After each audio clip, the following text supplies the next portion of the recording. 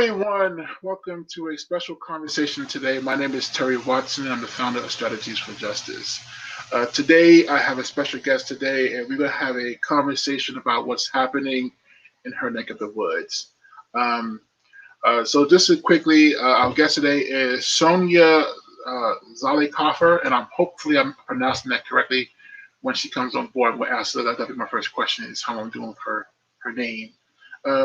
Lieutenant Sonya has over 20 years in law enforcement experience, and she is also the second vice president of the United Black Police Officer Association, also known as UBPOA.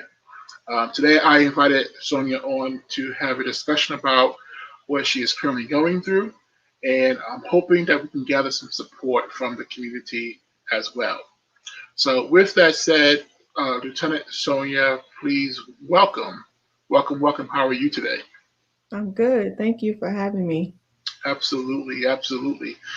So tell me a little bit about yourself. How long you've been in law enforcement, and sort of what has that experience been like? Sure. I came on the department in 2001. I was 36 years old, so that was my second career. And started the academy, oldest one in the academy. However, I was able to keep up. I was already a runner. But once graduating from the academy, it's been challenging, rewarding, as well as a struggle. Being a female, a Black female in a male dominant field, I've had to work harder. And, straight out of the academy, I endured sexual assault by my field training officer, who was a white field training officer. Retaliation. I had to prove that I could do the job, as well as stand up for what is right, with integrity. And we're celebrating actually today is Women in International Women History Month. And it's interesting that you bring up the part about having to prove yourself. This is something that we constantly hear when we hear the story of women police officers, especially our sisters in blue. Can you sort of dive into sort of as you were becoming a police officer? You mentioned some of the sexual assault. You mentioned the retaliation. Can you give some insight of what kind of support you had, if any, whilst going through this process? Experience, I say. Like I said, 36 coming on the police department. So, I have some life experiences at this time. However, it was difficult because I understand when a woman says, or someone asks a woman, why didn't you say anything? I know why she didn't say anything, because I was afraid to say something. I didn't know who to talk to, because I didn't think as a rookie, in the police department, male dominated, I'm on an all white squad, that no one would believe me. So it took a minute for me to actually open up to someone. And it actually was another Black female on the department at the time. And she was a high ranking official. And at that time, I said, I'm going to go to her because I have no one else to go to. And from that moment on, she had asked me if I trusted her, and I told her I had no one else to trust. And it took off from there. And I, filed a complaint, and I had to carry that on my back throughout my career, because, once you're involved in a situation within the police department, you carry it with you. So you fight through it, you continue on, and us as Black women, we know how to do that. We know how to fight through it and do what we have to do, to stay strong. But it's always there because you've been through it. I've been through it. And as you think about your last 20 plus years in law enforcement, and your experience, is there anything that sort of stands out to you the most?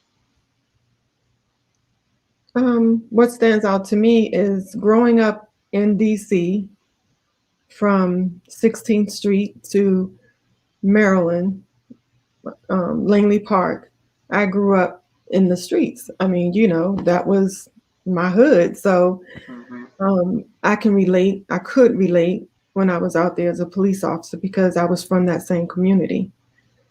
But what sticks out the most is having to speak up when things happen or you see something that occurred in front of you and it's not right. And I was the outspoken one. I even heard where, one white officer said, be careful what you say around her because she'll snitch on you. That's fine. Because then that wouldn't happen if you knew I was that type of an officer. And going into the different platforms within the police department, which I've earned each position, moving up the ranks, and had to deal with the same thing once I became a sergeant and was transferred to internal affairs. I found myself speaking up against wrongdoing, unethical incidents, and by doing that, this is where it landed me today. Right. But I have no regrets, though.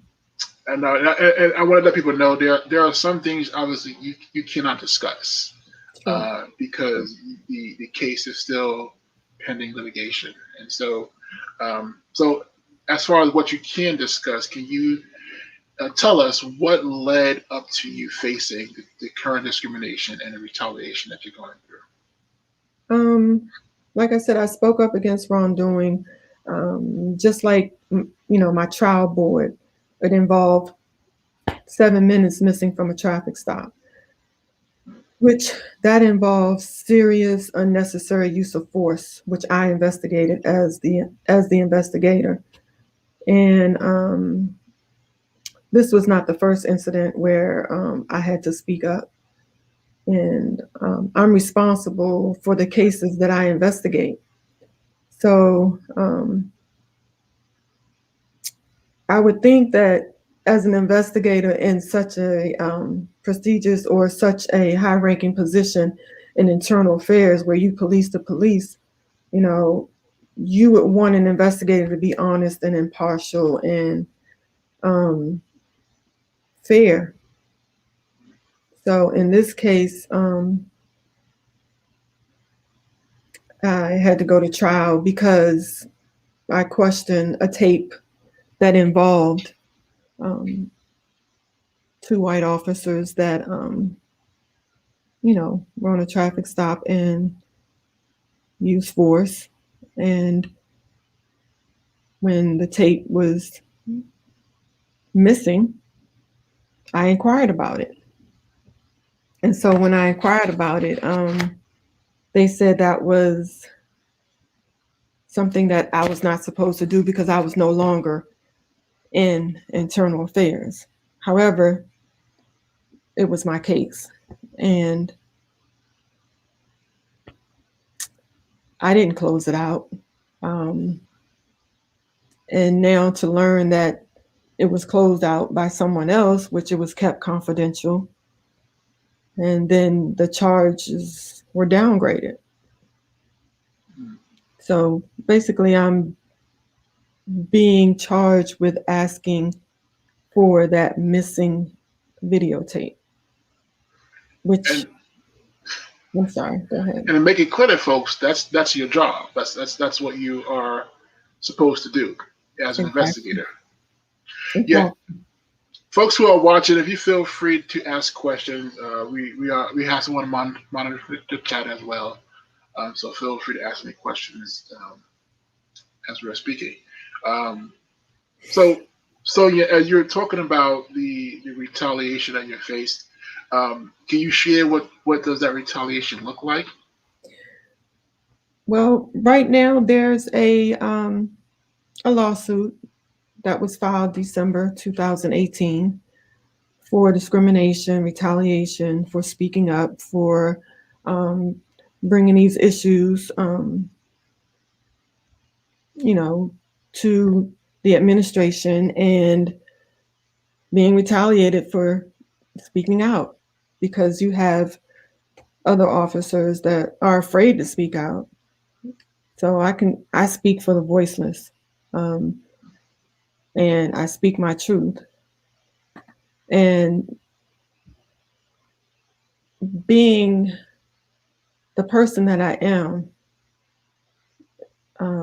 no one can control me as to say you have to do what we tell you to do if you want to fit in.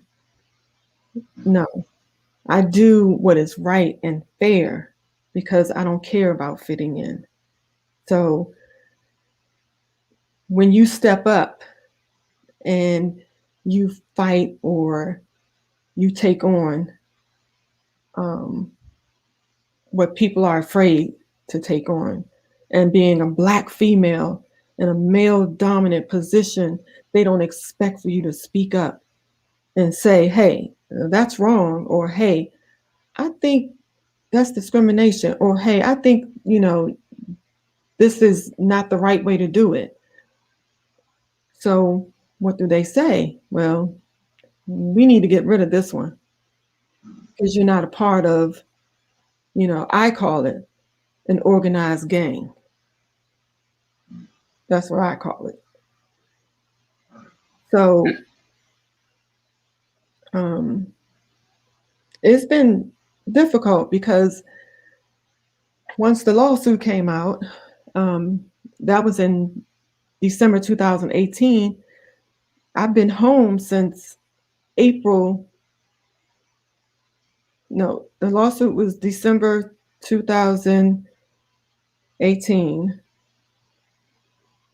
and I've been home for almost 3 years. Wow.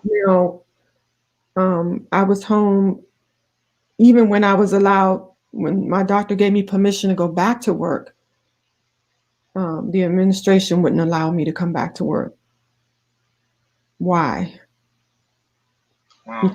Because you can't do certain things, in my presence, or I speak up, or as they would say, as Black women, we talk too much, Mm. So.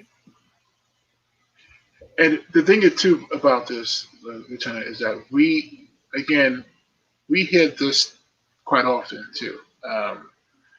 Again, a lot from our sisters that wear the badge, right? And I'm Um, sorry. I'm sorry. I think that lawsuit was. There's so many dates running through my head. It was filed December 2017, if I'm not mistaken, because I got promoted in 2018. Yes. yeah. Can you talk a little bit about the support that you receive, if any, from the law enforcement, either unions or organizations? Um, what have support look like, if at all? Well, let me tell you what the FOP stands for me. That stands for other people, for other police, because it doesn't stand for the minority and brown police officers, in my perspective.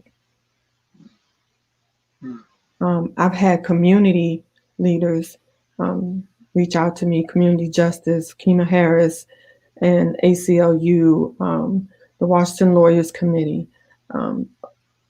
They're representing us. They stand behind us.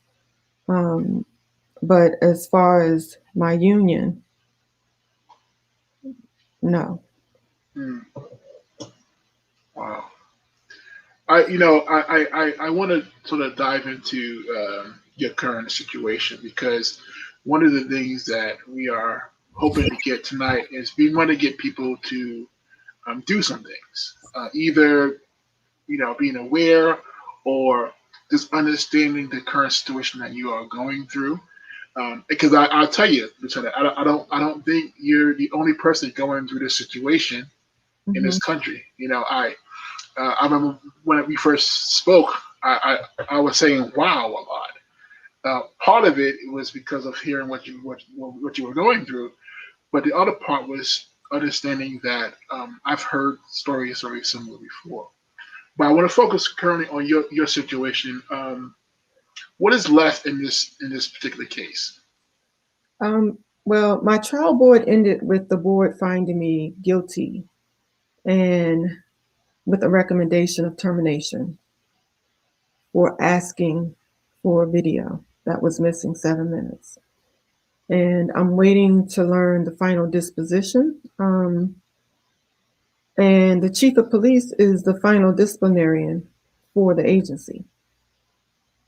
So he determines what that disciplinary action will be. Okay. So that's where I am right now Okay.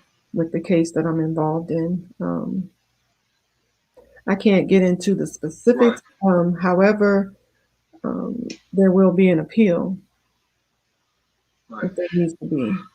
Is there a date and that they're looking to make a move? They have from the date that they found me guilty, which was March 1st. So they have within 30 days to make that decision on what that disciplinary action will be. So it could be within the next week or two. Okay. So one of the things we were asking folks, and again, we're hoping to get this out, but we're asking folks to pay attention to what's happening with your case, making sure that we keep it in part of our news and law enforcement. Um, so, I mean, what can the public do? And I'm thinking about the public. What could we do to support you moving forward? I would say you continue with these conversations to make the public aware. With the lawsuit and the Department of Justice involvement, there are some valid concerns involved. There are valid concerns that revolve around police reform, holding police officials accountable, and conversation needs to start now. Why do I say now?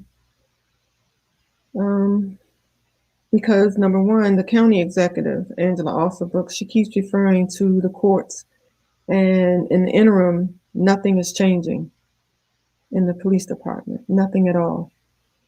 Um, Conversation towards some type of mediation for police reform, because change needs to happen.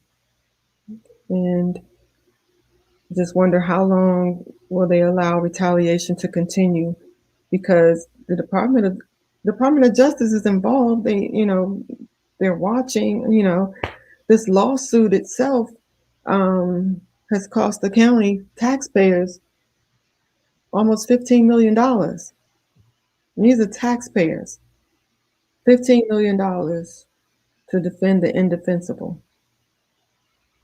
Hmm. And when the county executive put this task force together to discuss, how they can fix what's going on within the police department, uh, we were the task force, and Wow. we presented these issues for free.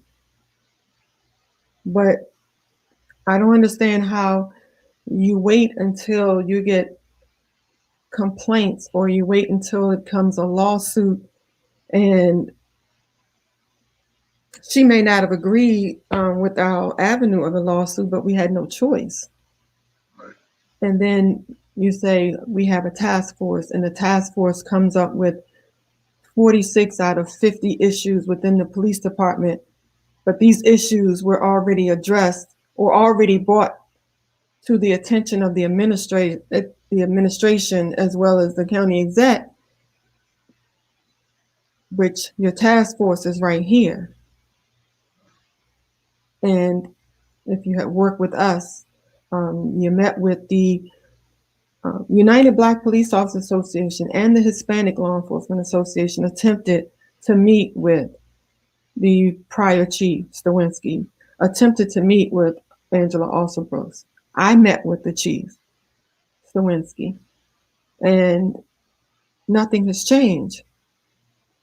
But you attempt to have a task force after the fact when, if you discover that you have a pattern and practice of these issues that are going on within the police department, and not only in the police department, but within the community, then there should have been a task force to fix it then. But I'm used to seeing you want to paint a picture of, we're handling the situation now, because some of the things that have happened since this lawsuit could have been prevented. Leonard Shand, these individuals, the young man that was paralyzed, the young man that was killed in the cruiser. Some of these things could have been prevented, and I know that for a fact, because these are not first-time offenders. And there was a question that came in, Sonia, and it's regarding: do you feel that Black female officers in particular are being deliberately targeted for speaking out? I do, because you know why? We are Black females that will speak up, so we are targeted more so than your white female officer, because the difference is they will cuddle to me, a white police officer, female, if she speaks up and says something is wrong. Okay, what's going on? How can we help you? But, we're considered, angry Black women when we speak up. Mm. But like I said, we have a hard time already because we're female, we're Black females, and being on the police department, which is male dominated, then we have several shots against us already. But as a strong Black female that will continue to speak up, this is why they're intimidated. I feel they're intimidated by Black females. Very much so. Well, it's interesting because I've a couple of months ago, I put out a call to law enforcement to discuss the thing at the Capitol, and the most of them that responded were Black females that were willing to talk about this. And I'm always about the visual, of course, too. But it's something that I'm seeing happen over and over again, where it is our Black females that are speaking out. But I'm sorry. I do have several Black females that are giving me so much support right now. Mm-hmm. And one is Sonia Pruitt with the Black Experience Association. Yes. We're talking to her tomorrow. And you have Heather Taylor with the Ethics. They've reached out to me because they can relate to what I'm dealing with. And I can call and ask them for support because I'm human, Funny that you mentioned those two. Those are the two that actually hopped on board when I asked for the discussion for this direction.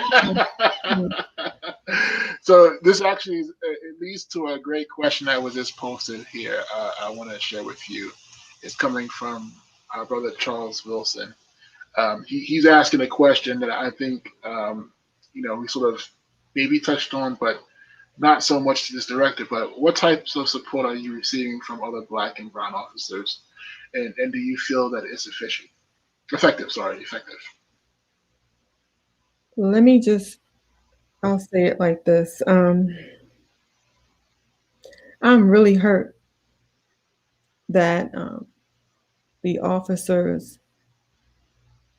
that I considered to be my sisters in law are not reaching out. And I think it's because they are afraid, or they have the type of attitude that I just want to do my time and get out. But I don't think people understand that you can do your time and get out. However, remember, you will have a daughter, a son, a father, mother, someone that can be approached by the wrong cop because you refuse to stand up and do what is right or speak up. And I have grandkids, and I'm raising my voice, I'm speaking out because as long as I do my part, you know. And we want to be clear to folks that it's because you were doing your job.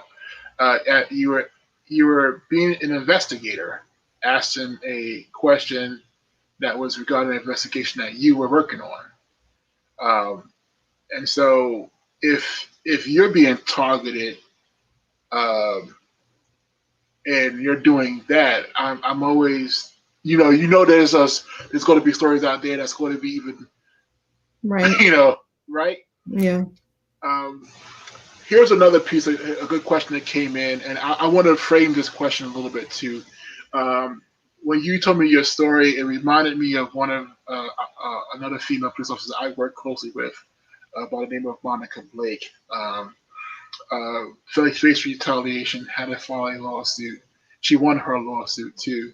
Um, but she talked about when she was going through that process, there were two big things that was issue for her. One was trying to find representation because no one wanted to touch it because it was going against the police. That was one of her biggest issues. The second thing was the falsifying of documents and records, and trying to pad the records to make the officers seem like they are or they are not who they are, right? So trying to really falsify stuff. Uh, so I want to bring up this question that came in from a person watching, asking, "Do you feel the department is?" And again, I know your case is still pending, so if you can't Right. answer it, then so be it. But do you feel the department is trying to pad your file with false allegations to make your personnel concerned?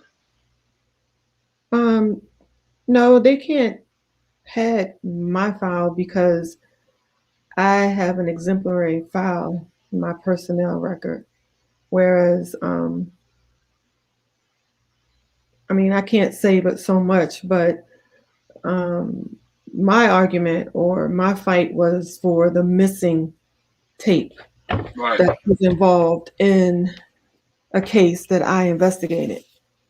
But otherwise, my personnel file, if that's what they're referring to, they can't falsify anything that's, Well, that's good to hear. That's no. good. I've seen it happen before. Um, I've seen it yeah. happen before, and I'm glad that that's the case. Someone just says just want to let you know that they stand with you here. Um, and funny thing or not funny thing, everyone knows who knows me knows I have a pet peeve for names, and I was sitting here trying to pronounce Sonya. Sonia. I've been married for like 20 years. This is true, and my wife still says I still don't pronounce the name correctly. So I always tell people that. But we stand with you, Sonia. Oh, There are some other questions that also popped up. I want to give you a chance, though, Sonia, sure. to just thinking about this current experience. Is there anything that you would like to see come out of it at the end? And I'm thinking policing overall. Change. We have to make change, because if you don't deal with the top, then we will never have change. You can say you fixed it within, but nothing is fixed if you don't cut it off at the head. Mm. We can't continue to um, make excuses for we have a few bad apples.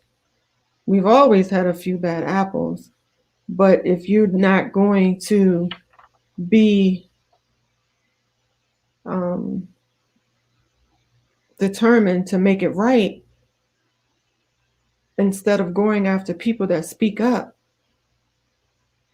because what you're doing is you're making other officers, well, look what's going on with Sonia. I'm not going to say anything, and then they'll continue to turn their head when they see something that is going on. And I'm glad that they're trying to implement the fact that if an officer sees something and if he doesn't intervene, then they should be charged too, because they become complicit.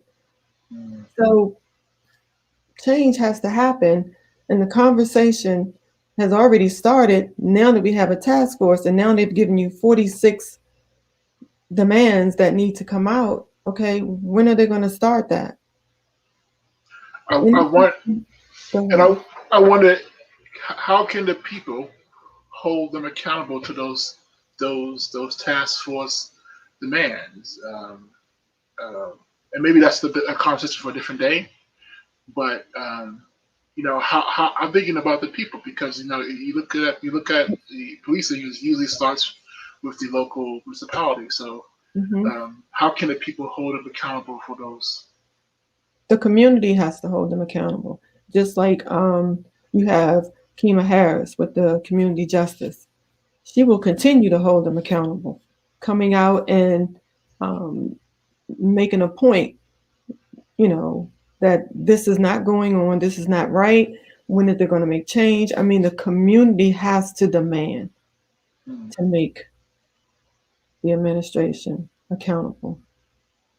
We can Uh, speak on it all day, as we're police officers that are fighting within. So imagine if we're fighting within, the difficulty it is with, the community, and we're having to I'm having to protect myself, not only within the police department, with the community, but more so within the police department. I trust my community. I'm not naive, but I do trust my community because my community knows me. right, right. And these are the type of officers that we need on the police department, that wants to work and communicate and be a part of the community. Right. But in order to make this happen, the community has to demand that it happens. They have to demand that change happens. They have to demand to cut it off at the head and start over. Right. We have questions flowing in, and I'm always going to be conscious of that too. And I think you might can see some of the questions on your end. I think Um, maybe. okay. uh, but actually, funny enough, my dear Sonia Pruitt, who will be on tomorrow, she asked a really good question here, and this is a good question because I was actually approached a couple of months ago by a African American female who wanted to go into law enforcement, and she asked for advice, and I believe actually I referred her to Sonia Pruitt, and they had a discussion. But this is a really good important question because there are going to be young black females who want to join law enforcement, Mhm. and there's nothing more important than mentorship. And so, what advice would you give them? I remember when I wanted to go in law enforcement, and I was, like I said, 36 years old, second career. I traveled the world for my previous job, but it was something that I always wanted to do. And if it's something that you want to do it. It's a great career.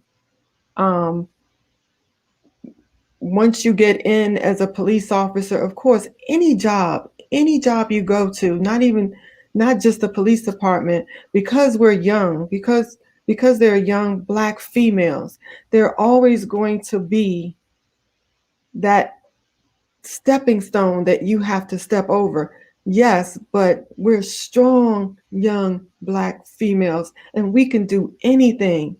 And then when I came on the department, they said, "Oh, you're too old. You know, you're not going to make it." And I was one of the top runners in the class. They had to keep up with me. So when you have that mentality as a young Black female that you can do it, then you can do it. And it's a great career. And then I had the agenda. I knew what I wanted to do. I knew I wanted to become an investigator. That was my goal. I knew I wanted to move up the ranks. So I studied. I did what I had to do because I wanted to make it up the ranks. Because you want to be a part of the conversations. You want to be inside the room to make the decisions. You want to be at the table. You don't want to be the menu. You want to be at the table to make the decisions. So you get in there, but you have to work hard at it because we already have it against us that we're a female. We already have it against us that we're a Black female. And we have it against us that it's a male-dominated field. But you put your mind to it, you can do it. And at the age of 36, I did it. And I am 56 now, and my son is 39, and I can still outrun him. With a bad knee. With a bad knee. I hope your son's watching too. Well, So, you know, I would say don't give up. I mean, it's a great position, great benefits. right. You get to represent your community, and I don't think is nothing else more that you want to do is go back and represent your community wherever you may go. To be a police officer, you will still represent as a Black female making rank the right way, using this, and I won't say anything else, but using this. That's it. There's some great questions that's flowing in right now, Lieutenant. Are there any female minority organizations?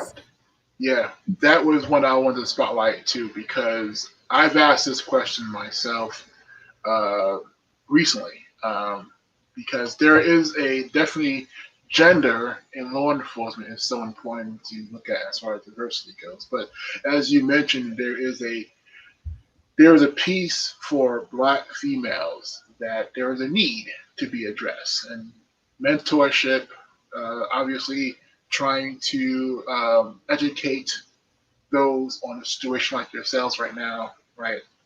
Um, so, do you know of any female minority organizations for law enforcement? And if not, Tiffany hasn't asked. Yeah, what are your feelings on starting one? I like that, Tiffany. I love that. It's not just a question; it's also an answer. You know, I remember one of the officers, a lot of the female officers would come and talk to me when I was on the police department or when I was there. And starting out, I always had this, follow me here for a minute. Mhm. I always had this idea that once I got a pass to make it into the room or into the club, as they call it, Mhm. I would take that pass and I would throw it back out the back window. Mhm. So that pass you use it now. You use that pass to get in. And then I want you to use that pass to give it to the next person and the next woman. We are here. We have to guide one another because as young officers come in, especially females, what are the first thing they think of? We're fresh meat. So as a Black woman, as a Black female, and you see young, beautiful Black females coming within the department, you guide them and you lead them and you tell them you can make it on this department without being with a lot of officers, because that's not the way. When someone speaks your name, you want them to say the positive things behind your name.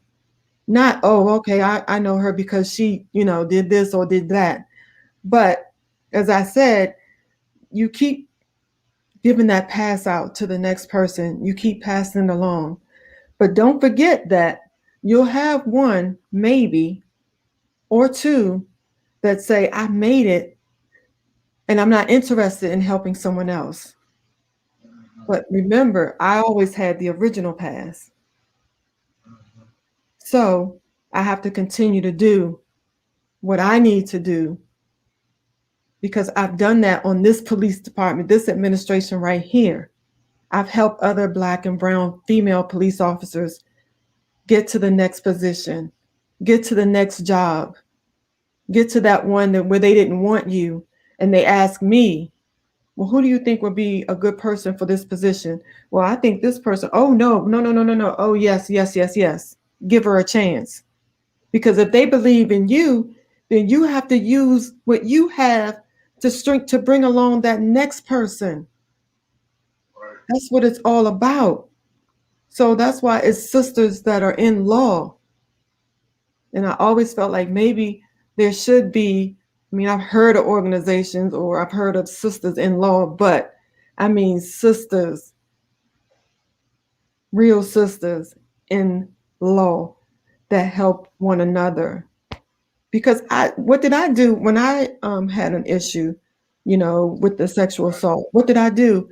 I remembered this top official that came into my academy class to speak to us, Black female. And I remember sitting at my desk and I said, that's going to be me. Right. And then when that issue happened, I remembered, go call her, talk to her. And she was there for me. So I think that's a need. I think there's a serious need there. of course. I you were actually on when you were on the Mike and Donnie show. Yes. Yes, you were in a panel. You were sitting with my dear Yes. friend Carol Horn, and Yes. Yes. and me and Kara, we actually talk quite often now. I was at this point like maybe like once a week, um, and I remember one of the first things we asked her was where did your support come from? Like because like you, like Cario, like the others, Nakaya, Monica, Mhm. and we start throwing out names now, right? Who does the right thing in order to progress law enforcement to the next step and get backlash from that. Mhm. The one thing that is so important is that there be some support, Yeah.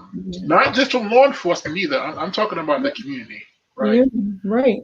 Because at the end of the day, that's why you're doing that, and so I think it's a need that is needed specifically, and as we are celebrating International Women's History, right? I think it's something that's needed, and so. It is. Uh, and another good question here too is what advice would you give to females that experience backlash from reporting inappropriate behavior? You said say that again. I'll spotlight it for you too. Oh, Here we oh, go. what advice? Oh, okay.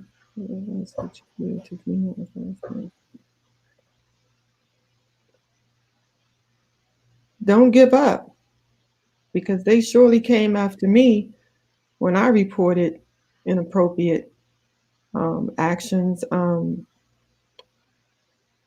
had officers that wouldn't back me up on the street when I reported the sexual assault, and that's public record, so I can talk about it.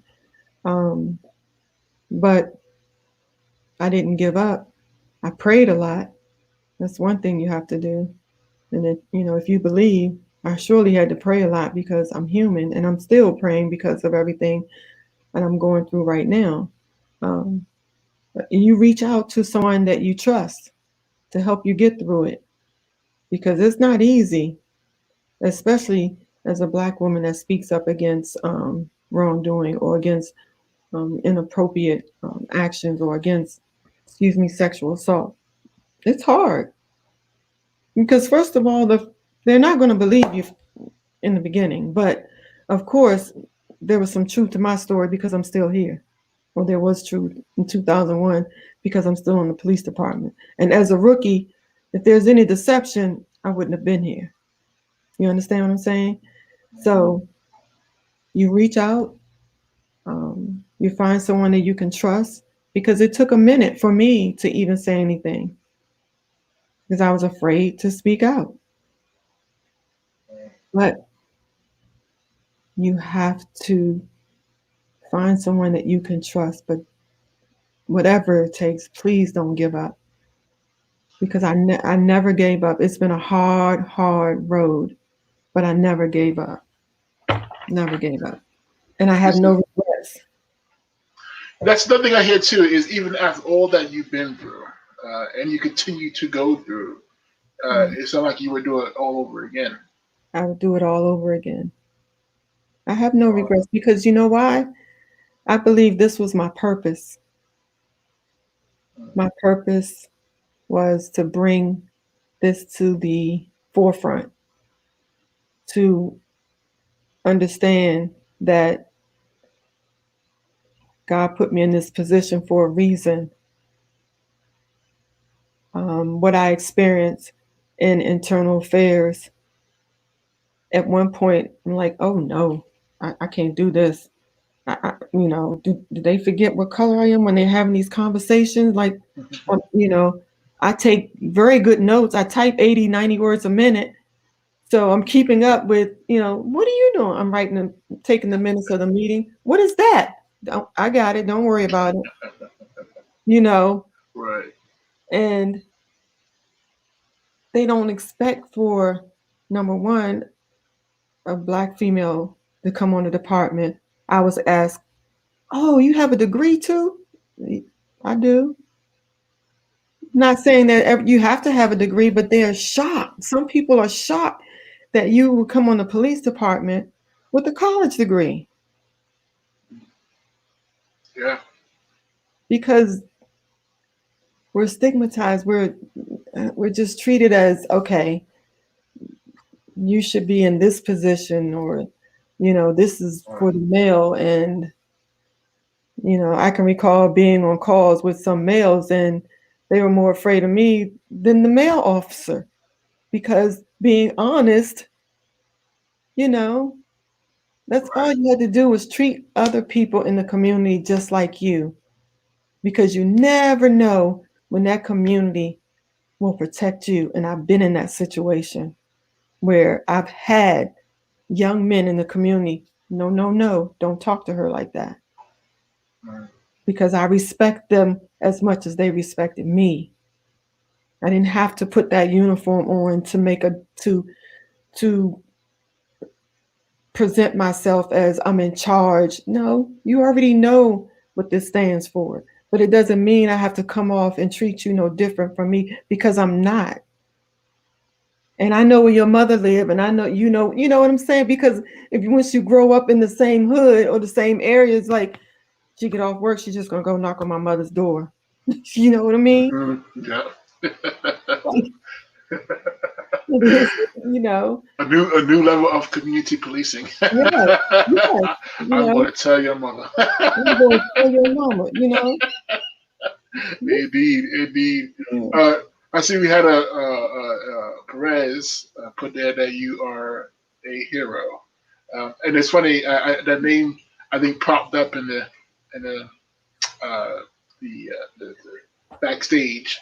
I'm not a hero. I'm just a vessel. I'm just doing God's work. I'm telling you, I'm not a hero. I'm just doing God's work. It's like, how many times as a human being I think, why am I doing this? And I hear in the back of my head, why not you?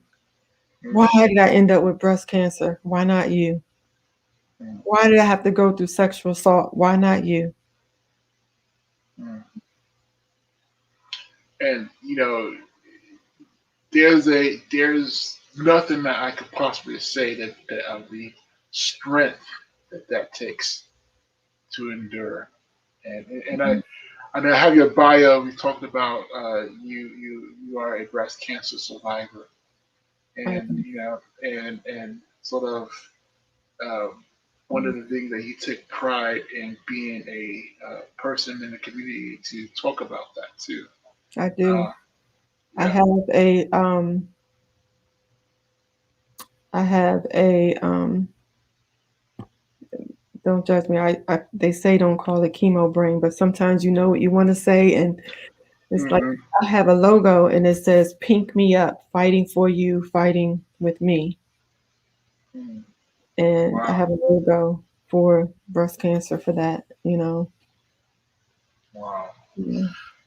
Well, I want to give you some last words, and I'll have you take scratch that. I want you to have the last word, and I usually ask this question to anyone who appears with us. And I think it's probably the most important question, and that is, what message do you have for America? What is the thing that you want people to take away?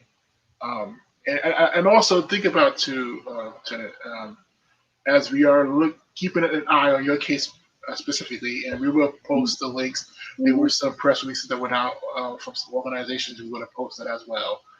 What is it what kind of charge would you like us to take on? Keep praying for me.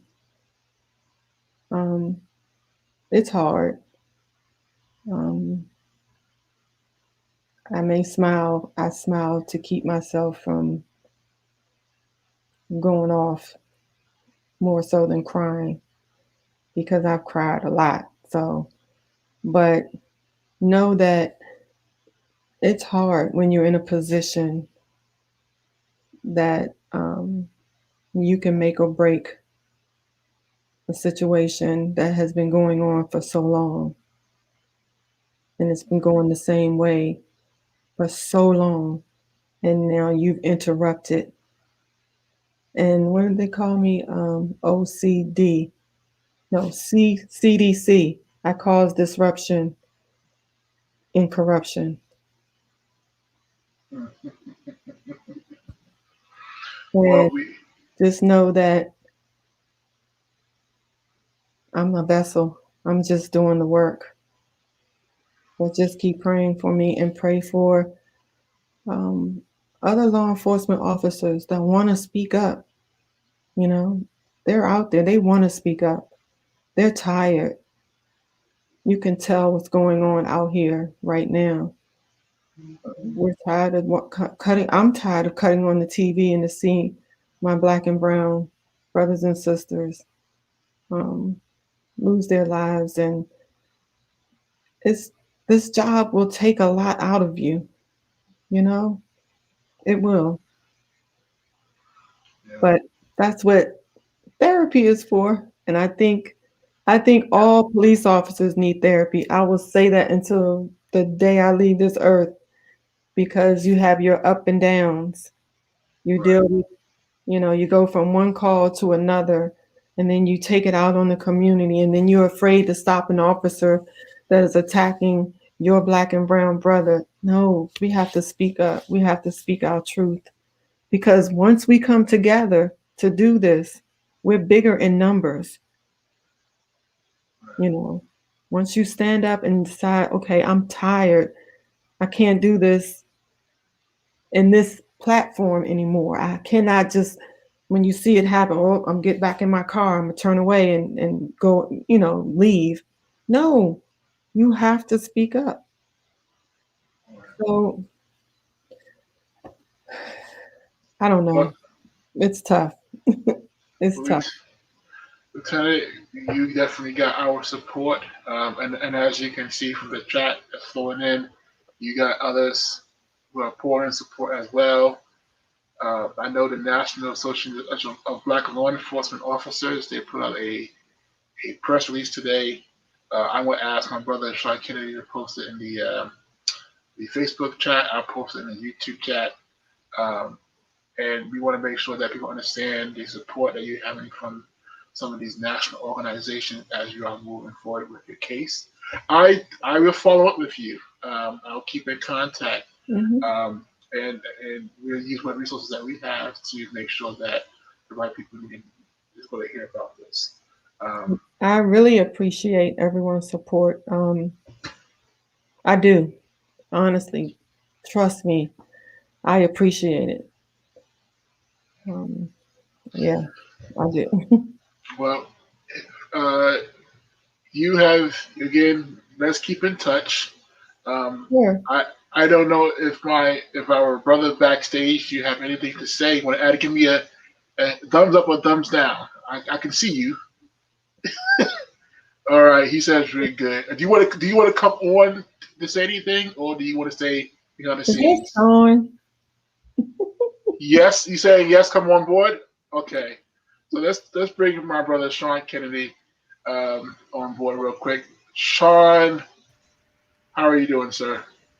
I am doing fantastic. This was a great discussion. It needed to come out. I'm looking forward to a part two. It's just that, Sonia is a very strong sister. She said that she has been doing the things that she's doing for a particular reason. And trust me, she's helping a lot of people. There are people who are listening to this broadcast, and they're going to see it all on social media platform. She is exactly where she needs to be. And I'm quite sure there are a lot of other Black officers, in particular female officers, who are feeling empowered based on what Sonia represents, what she stands for, and what she's given, trying to help other people. And not just other officers, but also what she's doing in the community. It's so important. So that's why the National Association of Black Law Enforcement Officers, we give our full support while she's going through this, and we're going to be there during it and also after it. So I'm just very proud of her. I want her to know that there are Black male police officers, there are Black men out here willing to stand up with her, stand shoulder to shoulder with her publicly, not privately, and let it be known that we are not going to tolerate what's going on with her. We're tired of it, and we're going to make the changes. We're going to demand it with the community to make sure that what she's going through right now,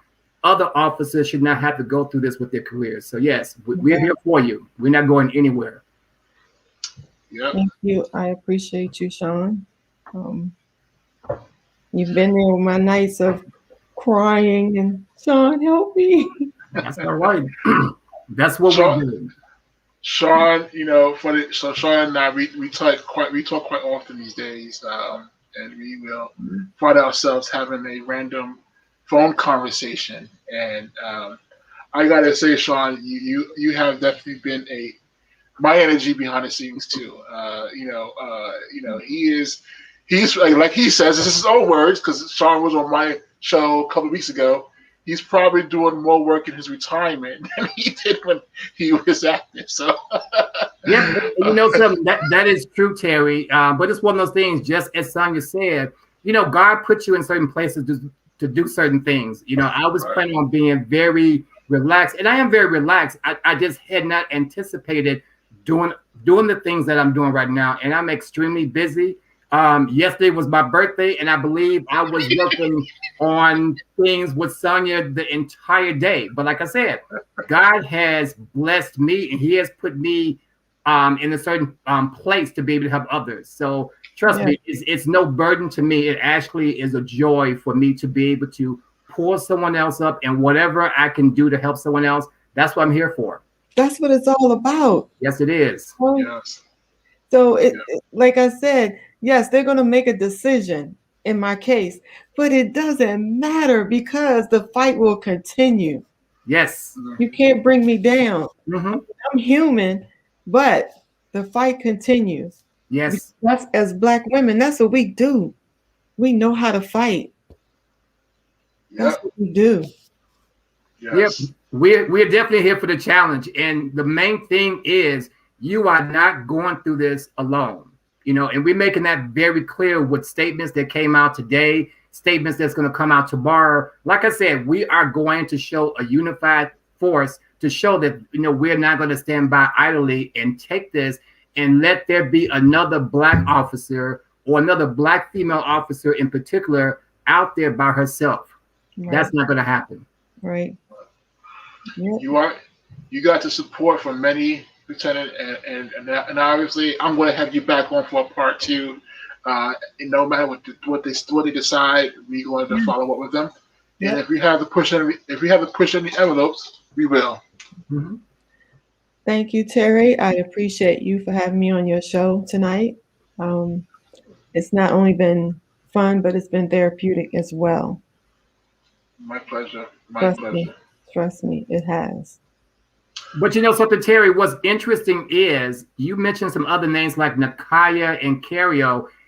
Even though they have been victims of this systemic racism in their police departments, they are still reaching out to Sonya to aid and try to help her go through the same thing. And that's what's so important. And sometimes what's disappointing is when there are officers who are in positions, or when there are police associations in positions who will not get involved. They look the other way. They try to keep their distance. But I'm looking at these sisters, these Black female officers who have been in the same situation, and they're willing to stand up and help a fellow sister because they know what she's going to go through, and they want to help her navigate that path. So I think it's really incumbent upon Black officers to start recognizing our strengths, to know that, in solidarity, whatever we need to make happen, we can make happen. But we have to be willing to stand up and not cater into our fear. We all have fear sometimes, but we have to still do the right thing. If it's not for just us, because what Sonya is doing, it's not just for her. It's for those other officers who are still working. It's for the next generations of officers who are working. So it's so important. And that's the only message we're trying to get out there, that we're going to do what needs to be done regardless. And I'll say one thing too, is like, I always talk about this a lot, is yes, I want to see our Black brothers and sisters in blue step up. But for white officers too, you know what injustice look like as well.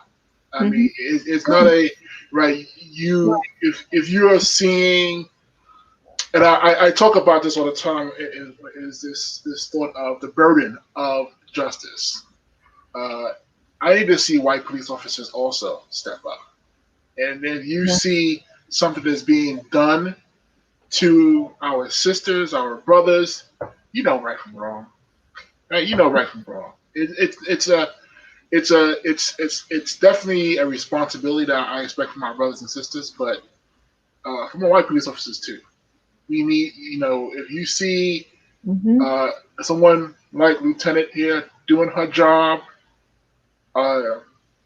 fulfilling her duties, then say something and speak up. You don't got to be quiet because of the color of your skin. Exactly. I've always been the one in the room where, okay, are we done here? And I'm like, well, I disagree. And it's like, oh, well, here we go. And it's like, you have to. You have to speak up, because that's why we're here now, because telling my truth and praying that others will come out and tell their truth. And like I said, we're bigger in numbers. Right. Support one another. Right. Well, we got real support in you. And again, I know that tomorrow we're having a conversation with my sister, Sonia Pruitt, who is going to talk about the Black police experience in her organization. Right. But I know that between all of us, you're going to stay connected. Even if you have to, I know, Sean, you're not as close as I am to geographically wise to Lieutenant Sonya, but if you got to make that trip, to me, it's only a 2-3 hour drive. So I can make that. I can make that any time. So, but Terry, I need to also give you a shout out, because you have done tremendous work, giving a platform for live, engaging, and candid conversations. I mean, I called you up, I believe it was Thursday, and said, look, I need to have an emergency live platform for this. And you start, turning those wheels and making it work. So, big shout out to you, Terry, for understanding the importance of getting this information out. and being, just being a vessel to, just the truth and justice, and just, to give the voice out there on the national platform. So I give you a big shout out for that, buddy. Oh, much appreciated. And again, I'm looking forward to the things that we're going to do in the future. This is just the beginning, of course, and so we're going to have we got some work to do. Sean is retired, but he's still working. Woo!